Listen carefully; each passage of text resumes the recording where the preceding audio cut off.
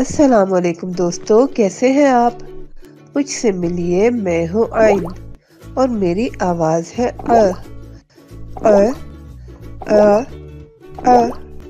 अरे ऐसे नहीं, ऐसे बोलो अ अ अ।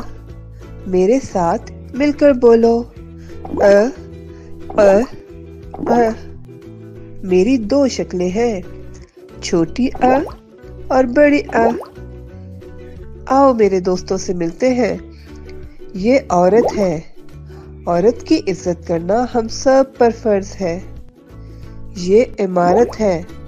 हमारे स्कूल की इमारत बहुत बड़ी है और खूबसूरत भी है। ये उकाब है। उकाब बहुत ऊंचा उड़ता है। ये ऐनक है।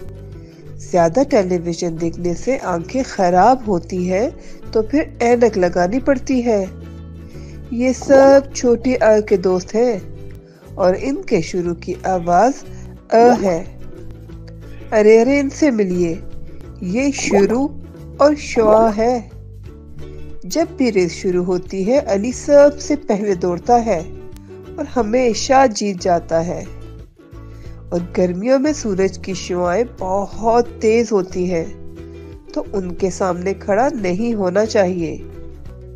शुरू और शुआ बड़ी अ के दोस्त हैं। अब मेरे साथ मिलकर बोलो, छोटी अ शुरू में, बड़ी अ आखिर में। अरे कहाँ जा रहे हो? मैंने तो अ पर नज्म लिखी है।